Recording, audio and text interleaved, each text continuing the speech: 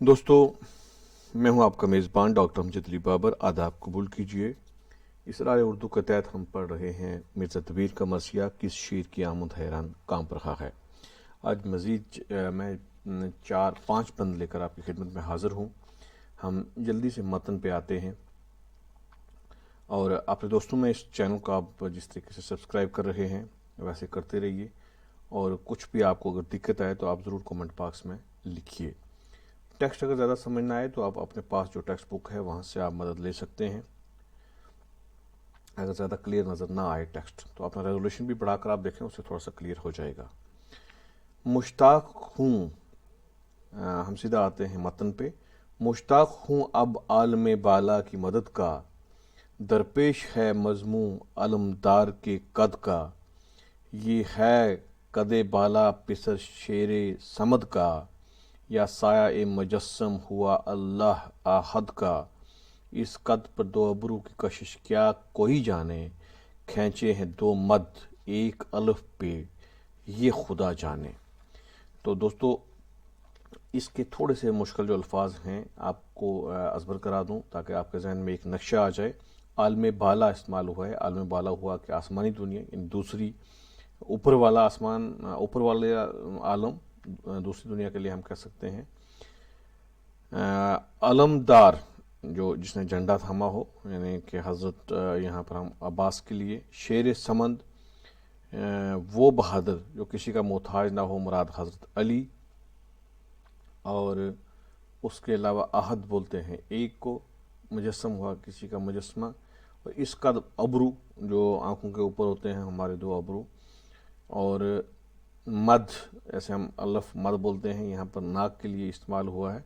और अब इसकी आप तशरीह देख सकते हैं कि मुश्ताक हूँ, यानी मुश्ताक से मुराद ये हुआ कि मुतमनी हूँ, मैं इश्तियाक रखता हूँ, मैं चाहत रखता हूँ किसकी, आलम बाला की मदद का। अब मैं दूसरी दुनिया यानी आसमानी दुनिया की मदद का मुश्ताक हूँ। मैं चाहता हूँ कि मुझे आसमानी दुनिया से मदद मिले, मैं आसमान की मदद का मुंतज़र हूँ।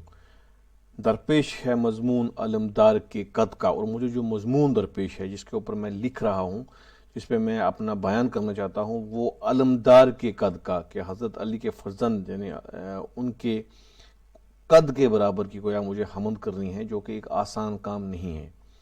ये है कदे बाला पिसर शेर समंद का, और इस कदर कदे बाला कि इस कदर बुलंद है पिसर शबीर समंद का, कि अल्लाह के शेर के पिसर का कद इतना बाला है, यानी अल्लाह के पिसर, पिसर हुआ बेटा, अल्लाह के शेर यानी हज़रत अली के बेटे का कद इतना बाला है, इतना बुलंद है कि या मुजस्मा के, या ये ऐसा है कि अल्लाह की कुदरत का कोई मुजस्मा है। और टेप के शेर में कहते हैं कि इस कद पे दोबरू की कशिश क्या कोई जाने, कि जो कद है तवील लंबा कद है, फिर इसका चेहरा है, इसकी खूबसूरती है, और इसके ऊपर जो दो अबरू हैं इसके, उनकी कशिश वो इतने खूबसूरत हैं कि वो इस तरह खींच रहे हैं अपनी तरफ, उनकी कशिश को क्या कोई जाने। इस्तफामिया के तौर पर शायर कह रहे हैं, ऐसे लग रहा है जैसे कि खींचे हैं दो मद एक अलफ पे ये खुदा जाने, कि वो एक अलफ नाक के लिए कहा है कि गोया एक अलफ है और उसके ऊपर दो मद लगे हुए हैं। अब देखिए ये जिस तरीके से एराब हैं उनको मद्देनज़र रखते हुए शायर ने जो नक्शा खींचा है कि हज़रत अब्बास का नाक तो ऐसे है जैसे मद है, यानी बहुत लंबा है, लेकिन उसके ऊपर जो है नाक तो उनका अलिफ है, और उसके ऊपर जो अबरू लगे हुए हैं वो गोया दो मद हैं। उसकी खूबसूरती को उन्होंने इस तरीके से बयान किया है। तो चलिए दोस्तों, हम अगले बंद पे आते हैं। ना चरख के सो दौरे, ना एक रक्श का कावा, देता है सदा उम्र रवा को ये बलावा।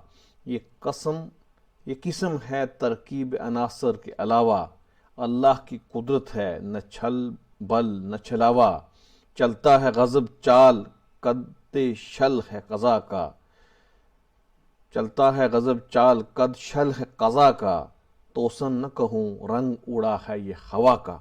अब देखिए यहाँ पर हज़रत अब्बास के घोड़े की तारीफ किस तरीके से करते हैं। चंद मुश्किल अल्फाज के माने आप ज़रूर देख लेंगे। और रक्श जो हैं घोड़े को बोलते हैं, कावा बोलते हैं कि जो घोड़े के पाँव के चलने के साथ जो उसके पाँव के साथ जो निशान पड़ जाते हैं ज़मीन पर, उसके लिए कावा बोलते हैं। और उसके अलावा आप देख लें कि लफ्ज़ इस्तेमाल हुआ है नीचे तीसरे मिसरे में, ये किस्म है तरकीब अनासर के अलावा। तरकीब अनासर हुआ कि जो हमारे बनावट के हिस्सों का जो स्ट्रक्चर है, जैसे मुझे एक शेर याद आया चकबस्त का कि ज़िंदगी क्या है अनासर में ज़हूरी तरतीब, मौत क्या है इन्हीं अज्जा का परेशान होना, कि जो भी ये हमारी ज़िंदगी के मिट्टी आग पानी जिसे हमारे अनासर बनते हैं। तो उस हवाले से तरकीब अनासर अल्लाह की कुदरत है, न छल न बलावा, कि इसमें कोई छल बल नहीं है, कोई शरारत नहीं है, कोई शौकी नहीं है, ये सब अल्लाह की कुदरत है। छलावा हो गया हम आसी भूत के लिए बोल सकते हैं, किसी पर भूत प्रीत का साया छलावा इस्तेमाल होता है। और शल हो गया बिल्कुल बेहिस्सा, तोसन नीचे इस्तेमाल हुआ है। तोसन भी घोड़े को कहते हैं। कज़ा जो है आप जानते हैं कि मौत के लिए इस्तेमाल होता है। ये थे चंद अल्फाज। न चरख के सो दौरे न एक रक्श का कावा। अब देखिए न चरख बोल आप पीछे भी पढ़ चुके हैं, आसमान के लिए हम कहते हैं कि चरख के सो दौरे भी नहीं है। अब घोड़े की तारीफ किस तरीके से शायर करते हैं, शायर दबीर कहते हैं कि घोड़े को चक्कर देने से उसके सुमु जो होते हैं, जिन्हें घोड़े के पाँव के नीचे जो दायरा ज़मीन पे बन जाते हैं, वो आसमान के 100 चक्रों के बराबर है। गोया आसमान कितना वसत वाला है, लेकिन उस घोड़े में ये फुर्ती है कि वो आसमान के 100 चक्रों के बराबर बन जाता है। और ये किस्म मतलब ये कौन सी किस्म है तरकीब नासर के अलावा? तरकीब नासर तो उसमें है, उसमें गोश्त पोस्ट पानी के है, लेकिन उसके अलावा भी ये एक किस्म है कि इसमें खूबसूरती है, अल्लाह ताला ने इसमें क्या खूबसूरत रखी है, अल्लाह की कुदरत इसमें क्या है। ये कोई छल छलावा नहीं है, ये अल्लाह की कुदरत है कि उस घोड़े में इतने हुनर हैं। ये ना कोई शौकी है ना कोई आसीब है, बल्कि अल्लाह की फितरत है। और ये घोड़ा अजीब चाल से चलता है, यानी ये बर्क रफ्तार है, ये बहुत तेज़ है, जिसके सामने मौत का कद भी कुछ नहीं है। यानी कज़ा जो है उसके सामने कुछ भी नहीं है, मौत कुछ भी नहीं है, मौत की स्पीड इतनी नहीं है, मौत में फुर्ती इतनी नहीं है जितनी कि इस घोड़े में है। इसे घोड़ा मत कहो, बल्कि ये कह लो कि इसने हवा को भी तर्ज हवा जो है इससे सीख रही है, या ये हवा को तर्ज सिखाता है, यानी ये हवा से भी तेज़ है। गोया घोड़े की तेज़ी, घोड़े की चौबंद होना, इस पे उन्होंने जो है इस बंद में ये बयान करने की कोशिश की है कि हज़रत अब्बास के घोड़े को मुकम्मल एक नक्शा खींचा है। हालांकि हम कहते हैं कि हवा बहुत तेज़ होती है, लेकिन दबीर यहाँ कह रहे हैं कि भाई हवा भी जो है इस घोड़े से तेज़ी सीख रही है, मौत से ये घोड़ा तेज़ है, और ये सब अल्लाह की कुदरत है। चलते हैं जी हम अगले बंद पे। गर्दिश में हर एक आंख है फानूस ख्याली, बंदिश में है नाल उसके रुबाई, बंदिश में खैन नाल उसके रुबाई बलाली, और रोशन है कि जोजा ने अना दोष पे डाली, और बढ़ती है मजमून रकाबों का भी खाली, सुर्रत है अंधेरे और उजाले में गज़ब की, अंधियारी उसे चांदनी है 14वीं शब की। अब देखिए इसमें भी चंद मुश्किल अल्फाज के माने आप पहले देख लें, उसके बाद हम आगे चलते हैं। कि इसमें शायर कहता है कि लफ्ज़ हमारे पास आया है फानूस ख्याली। गर्दिश में हर एक आंख, जो गर्दिश है यानी हरकत कर रही है, फानूस ख्याली होगा कि एक किस्म का जो है कागजी फानूस, मतलब ख्याल का फानूस, जो रोशनी तो दे रहा है लेकिन हमारे ख्याल। नाल बोलते हैं, बंदिश में है नाल लफ्ज़ इस्तेमाल हुआ है जो घोड़े के पाँव के नीचे लोहे की लगाई जाती है, नाल बोलते हैं। रुबाई आप समझते हो 4 मिसरों की एक नज़म का नाम है। जोजा हम पीछे भी पढ़ के आ चुके हैं कि आसमान का एक तीसरा बुर्ज है जो 2 जोड़वा भाइयों की तरह है। और उसके अलावा लफ्ज़ इस्तेमाल हुआ है बढ़ती है मजमूर रकाबों का भी खाली, और सूरत हुआ जल्दी, और अंधियारी इस्तेमाल हुआ है कि चमड़े या कपड़े का एक पर्दा होता है जो घोड़े की आंखों पर बांध देते हैं, कि घोड़े की आंखों में वो झालर सा नज़र आता है। आप देखते होंगे कि घोड़ों पे एक तो जीन होती है, उसके बाद हम देखें रिकाब होती हैं, और फिर एक मुंह के ऊपर जो कपड़ा सा चढ़ा होता है उसको बोलते हैं अंधियारी। कि घोड़े को कई बार उससे कोई नज़र भी नहीं आता, तो घोड़ा अपनी स्पीड में जो है दौड़ता है। تو اس میں بھی دیکھیے آپ گھوڑے کے حوالے سے بھی بات ہوئی ہے. گردش میں ہر ایک آنکھ ہے فانوس خیالی، کہ حرکت میں ایک ایک آنکھ کاغذی چراغدان کی طرح ہے، یعنی نازک بھی ہے اور بہت تیز بھی ہے. اور جو گھوڑے کی سمیں ہیں بندش میں ہیں نال اس کے جو گھوڑے کے پاؤں میں سم ہیں جو آہنی یعنی لوہے کی جو سمیں ہیں وہ بھی مخصوص حلالی طرح کی ہیں. مخصوص حلالی کہ حلال جو چاند ہوتا ہے، ہم کہتے ہیں کہ حلال کی چاند پہلی تاریخ کا چاند بالکل پتلا ہوتا ہے اور ایسے کرو میں ہوتا ہے، تو گھوڑے کی وہ سم بھی جو ہے وہ پاؤں میں ایسے لگتی ہے. اس کے ساتھ گویا شاعر نے تشبیہ دی ہے کہ بالکل وہ ویسی ہے، یا استعارن یہ کہا کہ وہ ہے. روشن ہے کہ جوزا نے انا دوش پر ڈالی، اور روشن اس طریقے سے ہے کہ جیسے لگتا ہے، یعنی وہ اس میں چمک اس طریقے سے ہے، چمک دمک اس طریقے سے ہے کہ جس طریقے سے جوزا جو کہ آسمانی برج ہے دو بھائیوں کی یہ صورت کا، کہ لگام کندھے پہ ڈالی ہوئی ہے، یعنی دو بھائی بیٹھے ہوئے ہیں اور انہوں نے لگام کندھے پہ ڈالی ہے. اور رکابوں کی تعریف شاعر کیسے کرتا ہے کہ اس کے رکابوں کی تعریف میں کیا کروں کہ برتی ہے، برتی سے مضمون رکابوں کا بھی خالی، کہ بھائی جو اس کے رکاب ہیں ان کی تعریف بھی کمال کی ہے کہ وہ بالکل اس میں بھرتی کی کوئی چیز نہیں ہے، اس میں کوئی مبالغہ آرائی نہیں ہے، یہ بلکہ بالکل یہ سچ ہے کہ اس کی حرکت وقت بے وقت انوکھی ہے. صورت ہے اندھیرے اجالے میں غضب ہے، کہ اتنا کمال کا ہے. اندھیرے اجالے جو ہے اس میں بھی کمال کی ایک جلدی ہے کہ اندھیاری اسے چاندنی ہے 14ویں شب کی، کہ جو اس گھوڑے کو اندھیاری کی ہوئی ہے یعنی اس کی آنکھوں پہ پردہ کیا ہوا ہے وہ بھی اس کے لیے ایسی روشن ہے، اس کو ایسا راستہ دکھا رہی ہے جیسے کہ 14ویں شب یعنی 14ویں رات کا چاند جو سب سے بڑا ہوتا ہے اس طریقے سے اس کو روشنی دکھا رہی ہے. گویا وہ گھوڑا تمام فن، تمام طاقت، تمام پھرتی میں جو ہے ماہر ہے. اب دیکھیے کہ 5ویں بند میں اندھیرے اور اجالے، ہم اس کو سنت حسن تضاد بھی کہہ سکتے ہیں کہ سنت حسن تضاد استعمال ہوئی ہے اندھیرے اور اجالے، اور اس طریقے سے آپ دیکھ لیں گے کہ اوپر بھی کہیں اس طرح کی اگر سند استعمال ہوئی ہے اب اس کی نشاندہی بھی ضرور کریں گے. تو گویا یہاں بھی شاعر نے گھوڑے کی تعریف جو ہے وہ ٹھیک ٹھاک طریقے سے کی ہے. اب چلتے ہیں ایک اور بند اگلا کہ ٹھہرے تو فلک سب کو زمین پر نظر آئے، دوڑے تو زمین چرخ بری پر نظر آئے، شہباز ہوا کا نہ کہیں پر نظر آئے، راکب ہی فقط دامن زین پر نظر آئے، اس راکب و مرکب کی برابر جو ثنا کی، یہ علم خدا کا وہ مشیت ہے خدا کی. اب دیکھیے فلک ہو گیا آسمان، مشکل الفاظ کے معنی دیکھ رہے ہیں.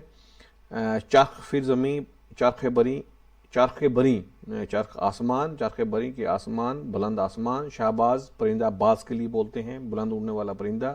راکب بولتے ہیں سوار کو، اور نیچے آ گیا جی کہ ثنا بولتے ہیں تعریف کو، اور مشیت جس میں اللہ تعالیٰ کی کچھ مصلیت ہو، مشیت ہو، رضا کا اللہ تعالیٰ کی رضا ہو. اب شاعر کہتے ہیں کہ اب گھوڑے کی تعریف ہو رہی ہے کہ یہ گھوڑا اگر ٹھہرے تو فلک زمین پر نظر آئے. اگر یہ گھوڑا اتنی تیز رفتار ہے کہ یہ گھوڑا جب ٹھہر جاتا ہے، جب رک جاتا ہے تو یہ لگتا ہے کہ زمین پر آسمان ہے، گویا زمین. اور جب یہ چلتا ہے، دوڑتا ہے، تو ایسے لگتا ہے کہ چرخ بری پر نظر، کہ زمین چرخ بری پر نظر آئے تو پھر زمین جو ہے وہ آسمان پہ نظر آنے لگتی ہے. گویا یہ اتنی رفتار سے چلتا ہے، اتنی پھرتی سے چلتا ہے کہ یہ ہوا سے بھی تیز چلتا ہے. اور پھر اب دیکھو اڑنے میں کیا ہے، شہباز جو ہے وہ اڑنے میں کمال کا پرندہ ہے، بہت بلند اڑتا ہے، بہت اونچا اڑتا ہے، دور سے دیکھتا ہے، سب سے تیز ہے. اور پرندوں میں علامہ اقبال نے کہا تھا کہ میں چڑیوں کی دنیا کا درویش ہوں، شاہیں بناتا نہیں آشیانہ. تو گویا اس کی بہت سی صفات ہیں، میں ان پہ نہیں جاؤں گا. شہباز ہوا کا نہ کہیں پر نظر آئے، جب یہ گھوڑا اڑے تو پھر شہباز بھی کہیں پر نظر نہیں آتا، اس کی گویا رفتار اس سے بھی زیادہ ہے. اب دیکھیں کہ شاعر کتنا کمال کا مبالغہ بھی اگر کر رہا ہے لیکن ہمیں ایسا لگ رہا ہے کہ کیا بات ہے، بالکل ہمیں حقیقی لگ رہا ہے. اور چوتھے مصرے میں دیکھیں کہ راکب ہی فقط دامن زین پر نظر آئے. راکب یعنی سوار صرف اتنا ہے کہ جب وہ اٹھتا ہے تو وہ دامن زین یعنی گھوڑے کے اوپر جو زین لگی ہوتی ہے اس پہ نظر آتا ہے، باقی کچھ نظر نہیں آتا. اب یہاں بھی دیکھیے شاعر کی کیا ہوشیاری ہے کہ یعنی راکب کیونکہ عباس بیٹھے ہیں تو لہٰذا وہ تو نظر آتے ہیں لیکن باقی کچھ نظر نہیں آتا. یہ گھوڑا اس رفتار سے اڑتا ہے۔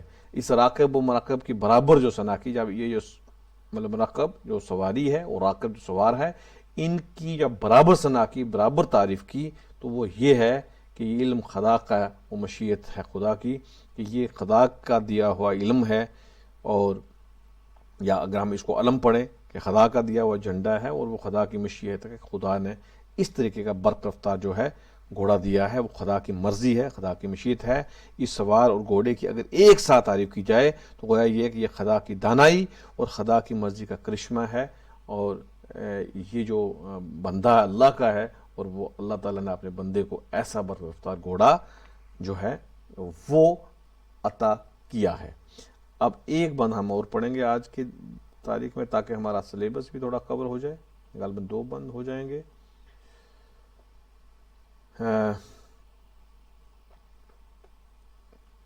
ٹھہرے تو فلک زمین پر نظر آئی ہے، ہم نے پڑھ لیا، ایک ہی بند بچے گا اور، کہ شوخی میں پری حسن میں ہے خور بہشتی، طوفان میں راکب کے لیے نو کی کشتی، طوفان میں راکب کے لیے نو کی کشتی، کب ابل کے دورہ میں ہے یہ نیک سرشتی،